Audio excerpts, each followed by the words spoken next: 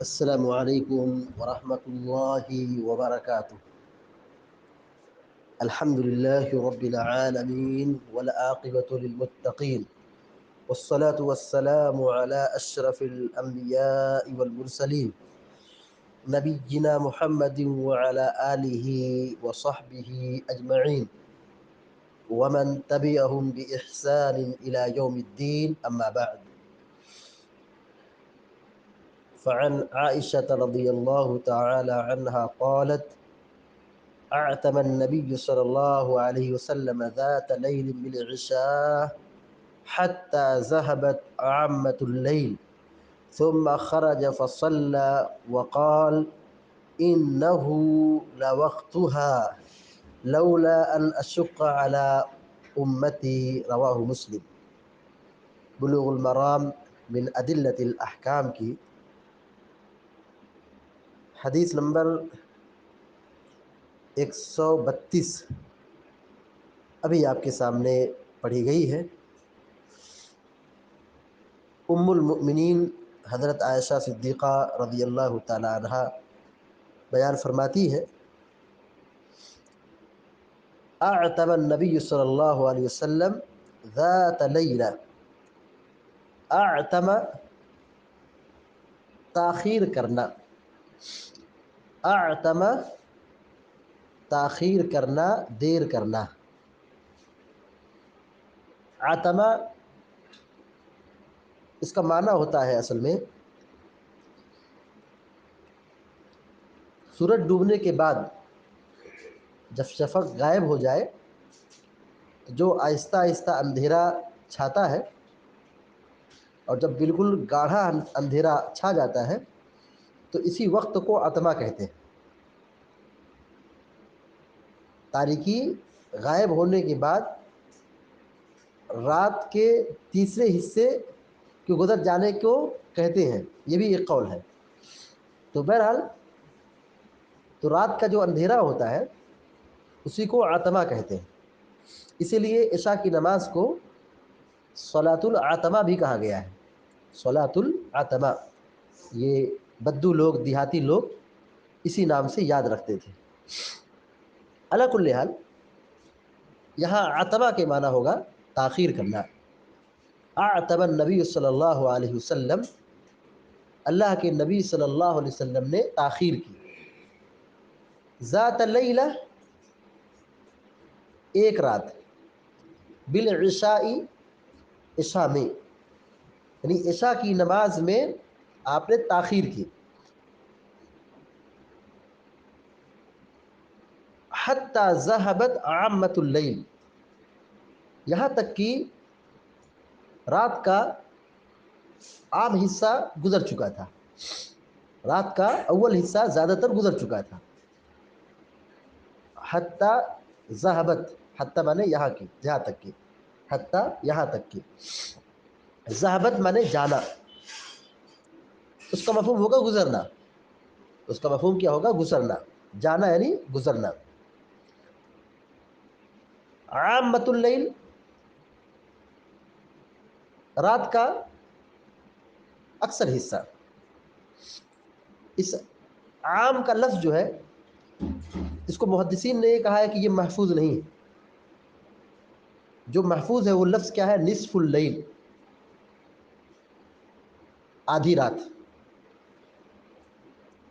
حتی ذہبت عامۃ اللیل اے نصف اللیل، یہاں تک کہ آدھی رات گزر چکی۔ عامۃ اللیل یعنی نصف اللیل، یعنی آدھی رات گزر چکی۔ کیونکہ اللہ کے نبی صلی اللہ علیہ وسلم سے یہ ثابت نہیں ہے کہ نصف اللیل کے بعد بھی آپ نے کبھی عشاء کی نماز پڑھی ہو۔ آپ نے عشاء کی نماز پڑھی ہے، اول وقت بھی پڑھی ہے اور تاخیر سے بھی پڑھی ہے، لیکن تاخیر کی جو آخری حد ہے نصف لیل تک ہے۔ اسی لیے اہل علم نے کہا ہے عشاء کی نماز کا جو وقت ہے یہ آدھی رات تک رہتا ہے۔ عشاء کی نماز کا وقت شروع کب سے ہوتا ہے؟ شفق ڈوب جائے، شفق غائب ہو جائے، اس کے بعد سے یہ عشاء کا وقت شروع ہو جاتا ہے، اور پھر یہ ختم کہاں پہ ہوتا ہے؟ آدھی رات پر، نصف لیل پر۔ تو عامۃ اللیل کا معنی کیا ہوگا؟ رات کے پہلے حصہ کا اکثر حصہ گزر چکا تھا، یہ مطلب ہوگا، یعنی آدھی رات گزر چکی تھی. یہ مطلب نہیں ہوگا کہ آدھی رات سے زیادہ گزر چکا تھا. حتی ذهبت عامۃ اللیل، آدھی رات سے زیادہ یہ مراد نہیں ہوگا. اسی لیے علماء نے یہ کہا ہے، محدثین نے، کہ عامۃ اللیل جو حدیث میں استعمال ہوا ہے، یہ لفظ کیا ہے، محفوظ نہیں ہے.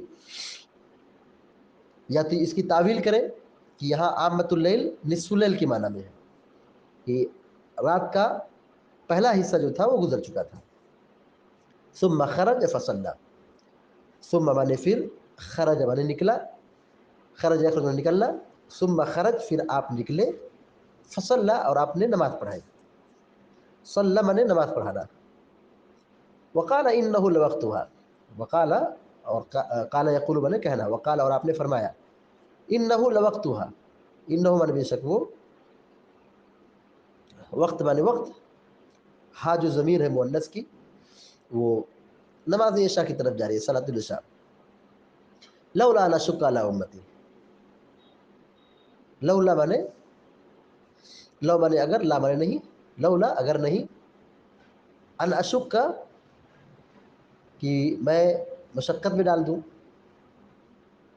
اشق کا، شق کا یشق مانے مشقت میں ڈالنا، تکلیف میں ڈالنا.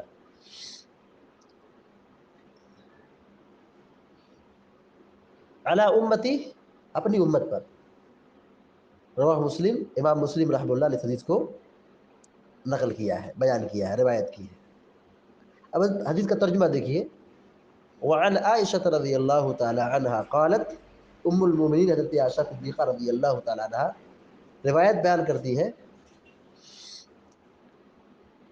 کہ اعتم النبی صلی اللہ علیہ وسلم ذات لیلہ، کہ ایک رات آپ نے تاخیر کی. ذات لیلہ مانے ایک رات، بالعشاء عشاء کی نماز میں. آپ نے ایک دن عشاء کی نماز میں تاخیر کی، یعنی آپ نماز پڑھانے نہیں آئے، تاخیر کی. اور بقیہ صحابہ اکرام مسجد میں بیٹھے تھے، اور آپ کا معمول کیا تھا؟ آپ کا معمول یہ تھا کہ وَإِذَا رَآهُمْ اجْتَمَعُوا عَجَّلَ، جب لوگوں کو دیکھتے کہ مسجد میں موجود ہے تو آپ جلدی سے نماز پڑھا دیتے تھے، یعنی تاخیر نہیں کرتے تھے. وَإِذَا رَآهُمْ، وَإِذَا أَبْطَأُوا، جب وہ لوگ پیچھے تھے، یعنی نماز میں حاضر نہیں ہو سکے، تو آپ کیا کرتے تھے؟ تاخیر کرتے. وَإِذَا رَآهُ أَبْطَأُوا أَخَّرَ، جب آپ ان کو دیکھتے کہ بھی صحابہ کرام ابھی نماز میں نہیں آئے ہیں تو تھوڑا آپ تاخیر کرتے تاکہ لوگ جماعت میں شامل ہو جائیں، انتظار کرتے تھے. تو اللہ کے نبی صلی اللہ علیہ وسلم نے ایک رات عشاء کی نماز، جو معتاد وقت تھا، جو جس وقت میں عام حالت میں لوگ پڑھتے تھے، اللہ کے نبی صلی اللہ علیہ وسلم پڑھاتے تھے، اس وقت آپ پڑھانے کے لیے نہیں آئے، آپ ٹھہرے رہے، اور صحابہ اکرام مسجد میں ٹھہرے رہے، انتظار کر رہے تھے. یہ انتظار دراز ہو گیا، حتی ذہبت عامۃ اللیل، یہاں تک کہ رات کا اکثر حصہ گزر گیا. رات کا اکثر حصہ گزر گیا مطلب نصف لیل، اتنا حصہ گزر چکا. ثم خرج فصلی، پھر آپ آئے، فصلی اور آپ نے نماز پڑھائی. اس سے کیا معلوم ہوتا ہے کہ عشاء کی نماز میں تاخیر مستحب ہے، عشاء کی نماز میں تاخیر مستحب ہے. اس لیے آپ نے تاخیر کی، یہ بتانے کے لیے کہ عشاء کی نماز یہ وہ نماز ہے جس میں تاخیر کی گنجائش ہے. رہا معاملہ فجر کا، ظہر کا، عصر کا، مغرب کا، اس میں گنجائش نہیں ہے، اس میں تاخیر نہیں کی جائے گی، بالکل اول وقت پہ نماز ادا کی جائے گی. البتہ ظہر کے معاملے ظہر کے وقت میں، گرمی کے موسم میں یہ حکم ہے کہ تھوڑا تاخیر سے پڑھی جائے، جس کو تبرید کہتے ہیں، کہ فَإِنَّ شِدَّةَ الْحَرِّ مِنْ فَيْحِ جَهَنَّمَ، کہ جب گرمی کا موسم ہو، اذا اشتد الحر فابردوا بالصلاۃ، حدیث میں ہے کہ جب شدید گرمی ہو تو ظہر کی نماز کو تھوڑا تاخیر کرو، ٹھنڈے وقت میں پڑھو، تھوڑی سی تاخیر کرو.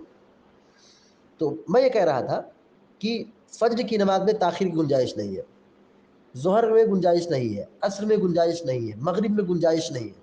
لیکن عشاء کی نماز یہ واحد نماز ہے جس میں تاخیر سے پڑھنا مستحب ہے، تاخیر سے پڑھنا مستحب ہے. لیکن تاخیر کتنا؟ جتنا لوگوں کے لیے راحت ہو، آسانی ہو، باجماعت لوگ ادا کر سکیں. اللہ کے نبی صلی اللہ علیہ وسلم کا معمول قطعاً یہ نہیں تھا کہ آپ ہمیشہ تاخیر سے پڑھتے تھے. آپ معتدل راستہ اختیار کرتے تھے جس میں لوگوں کے لیے، سب کے لیے کیا ہو، عافیت ہو، سلامتی ہو، راحت ہو۔ بہرحال جب آپ آئے، نماز پڑھا لیے، وقال، اور آپ نے کہا انَّهُ لَوَقْتُهَا، کہا یہی عشاء کی نماز کا وقت ہے، مطلب افضل وقت، کیونکہ عشاء کی نماز میں تاخیر کرنا یہ کیا ہے، مستحب ہے۔ لولا ان اشق علی امتی،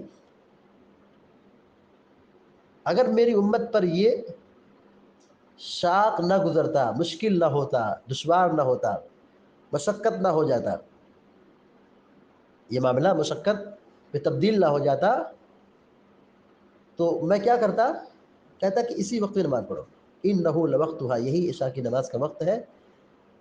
کس صورت میں وقت ہے، بہتر، افضل، لولا ان اشق علی امتی، کہ میں امت پر امت کو مشقت میں نہ ڈال دوں، اپنی امت کو تکلیف میں نہ ڈال دوں۔ لیکن یہ فی نفسی کیا ہے، تکلیف کی چیز ہے، یہ چیز کیا ہے، تکلیف کی چیز ہے، چونکہ یہ آدمی دن بھر کام کرتا ہے، تھکا رہتا ہے، پھر شام میں واپس آتا ہے، کھانا کھاتا ہے، آرام کی ضرورت ہوتی ہے۔ تو بہت سارے لوگ جلدی سوتے ہیں، بہت سارے لوگ کیا ہے عشاء بعد جاگتے بھی ہیں، پڑھتے لکھتے ہیں، ان کو کچھ کام رہتا ہے۔ تو سب کی رعایت کی جائے گی، سب کی رعایت کی جائے گی، جس میں سب کو وقت پر آنا کیا ہو، آسان ہو، اسی وقت میں عشاء کی نماز پڑھ لینا افضل ہے۔ بہت زیادہ تاخیر کرنا کہ کچھ لوگ بغیر جماعت سے ہی نماز پڑھ لیں، جماعت کے ثواب سے محروم ہو جائے، اور کچھ لوگ اول وقت کے چکر میں بڑی تاخیر سے پڑھیں، تو یہ مناسب نہیں ہے۔ جس میں لوگوں کے لیے راحت ہو، آسانی ہو، تکلیف نہ ہو، تو اس وقت میں نماز پڑھنا چاہیے۔ آپ صلی اللہ علیہ وسلم نے یہ کہا کہ اصل وقت دیکھیے، یعنی افضل وقت یہ کیا ہے، تاخیر سے پڑھنا ہے، لیکن کس شرط پر، لولا ان اشق علی امتی، اگر میں اپنی امت کو تکلیف میں نہ ڈال دوں۔ ظاہر سی بات ہے تکلیف کی بات ہے، اس لیے اللہ کے نبی صلی اللہ علیہ وسلم نے اس نصف لیل میں آپ نے عشاء کی نماز یکا دکا کبھی پڑھایا، لیکن ہمیشہ کا معمول کیا تھا کہ آپ رات کے ابتدائی حصے میں ہی شفق کے غائب ہو جانے کے بعد ثلث اللیل جو اول حصہ تھا رات کا، اسی میں آپ عشاء کی نماز پڑھ کر کے فارغ ہو جایا کرتے تھے۔ رواہ مسلم، اس حدیث کو امام مسلم رحمہ اللہ نے بیان کیا ہے۔ حدیث کا مطلب یہ ہوا کہ اللہ کے نبی صلی اللہ علیہ وسلم نے عشاء کی نماز تاخیر سے پڑھائی ہے۔ عشاء کی نماز تاخیر سے پڑھنا مسنون ہے، افضل ہے، لیکن بہت زیادہ تاخیر نہیں ہونا چاہیے۔ آخری حد کیا ہے، آدھی رات ہے، آدھی رات تک تاخیر کی گنجائش ہے، لیکن یہ بہتر نہیں ہے۔ کب بہتر ہے، جب لوگ ایک ساتھ جمع ہو جائے، جس میں لوگوں کے لیے راحت ہو، اس صورت میں یہ افضل ہے۔ حدیث سے جو باتیں معلوم ہوئی، نمبر 1،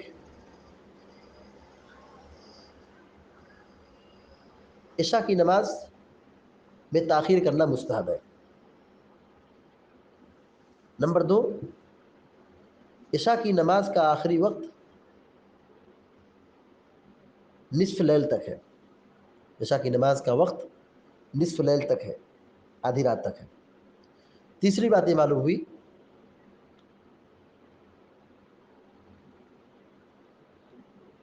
اللہ کے نبی صلی اللہ علیہ وسلم لوگوں کی بڑی رعایت کرتے تھے، کسی کو تکلیف اور مشقت میں نہیں ڈالتے تھے۔ نبی کریم صلی اللہ علیہ وسلم لوگوں کی بڑی رعایت کرتے تھے، تکلیف اور مشقت میں لوگوں کو نہیں ڈالتے تھے، آسانی پیدا کرتے تھے۔ چوتھی بات یہ معلوم ہوئی کہ عشاء کی نماز کو یا عشاء کے وقت کو عتمہ کہہ سکتے ہیں، اس کی گنجائش ہے۔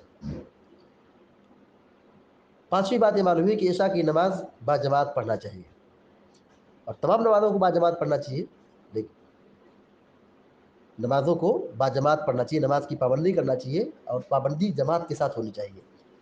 چھٹی بات یہ معلوم ہوئی کہ صحابہ اکرام اللہ کے نبی صلی اللہ علیہ وسلم کی بڑی تعظیم کرتے تھے۔ دیکھیے مسجد میں سب بیٹھے تھے، انتظار کر رہے تھے، کوئی ایسا نہیں تھا کہ اٹھ کر کے جا کے نماز پڑھا دے، بلکہ نبی کریم صلی اللہ علیہ وسلم کا انتظار کر رہے تھے۔ تو یہ انتظار نبی علیہ الصلوۃ والسلام کا کر رہے تھے، یہ اس بات کی دلیل ہے کہ صحابہ کرام عشاء کی نماز کے لیے، دیگر نماز کے لیے نبی علیہ الصلوۃ والسلام کا انتظار کرتے تھے۔ یہ صحابہ کرام نبی علیہ الصلوۃ والسلام کی عزت اور نبی علیہ الصلوۃ والسلام کا احترام اور آپ کی قدر کرتے تھے، نبی کریم صلی اللہ علیہ وسلم کی قدر کرتے تھے، احترام کرتے تھے۔ اب یہاں امام اگر لیٹ ہو جائے، 2 منٹ لیٹ ہو جائے، 1 منٹ لیٹ ہو جائے، تو سارے لوگ امام کے پیچھے پڑ جاتے، سارے لوگ امام کے پیچھے پڑ جاتے ہیں. ایسا نہیں ہونا چاہیے بھائی. امام کی بھی ایک اپنی ضرورت ہے, اور امام اگر کسی وجہ سے لیٹ ہو جائے تو اس کی قدر کرنا چاہیے, نہ کہ اس کو آنکھ دکھانا چاہیے. صحابہ کرام بیچارے مسجد میں بیٹھے رہتے تھے, انتظار کرتے تھے, یہاں تک کہ رات کا ایک حصہ گزر جاتا تھا, پھر بھی صحابہ کرام اللہ کے نبی صلی اللہ علیہ وسلم کا انتظار کرتے تھے. تو معلوم یہ ہوا کہ اگر امام لیٹ ہو جائے تو امام کا انتظار کرنا چاہیے, یہی سنت ہے. خود آگے بڑھ کر کے نماز نہیں پڑھانا چاہیے, یہ اچھی بات نہیں ہے. صحابہ اکرام انتظار کرتے تھے تو انتظار کرنا چاہیے. اور اس طرح سے ایک آخری بات یہ معلوم ہوئی کہ لو اگر یہ جو استعمال ہے, استعمال کر سکتے ہیں. لو کا استعمال, اگر کا استعمال کلام میں, تحریر میں کر سکتے ہیں, بشرط کہ یہ تقدیر کے منافی نہ ہو. حدیث میں جو کہا گیا ہے فَإِنَّ لَوْ تَفْتَحُ عَمَلَ الشَّيْطَانِ, کیونکہ لو جو ہے اگر یہ شیطان کا دروازہ اس سے کھلتا ہے. فَإِنَّ لَوْ تَفْتَحُ عَمَلَ الشَّيْطَانِ, یہ شیطان کے دروازے کو کھول دیتا ہے. تو اس لیے اس کے استعمال سے منع کیا گیا ہے, لیکن مستقبل کے سیگے کے لیے استعمال کر سکتے ہیں. مستقبل کے سیگے کے لیے استعمال کر سکتے ہیں, لیکن ماضی کے سیگے کے لیے استعمال کرنے سے پرہیز کرنا چاہیے. اور اس میں دوسری بات یہ ہے کہ اگر تقدیر کے خلاف نہ ہو تو استعمال کر سکتے ہیں. یہاں اللہ کے نبی صلی اللہ علیہ وسلم نے لولا کا استعمال کیا ہے. لولا کا مطلب اگر. اللہ رب العالمین سے دعا ہے کہ اللہ تعالی ہم سب کو, آپ سب کو نیک عمل کی توفیق عطا فرمائے. وصلی اللہ علیہ نبینا محمد وسلم تسلیما کثیرا. السلام علیکم ورحمۃ اللہ وبرکاتہ.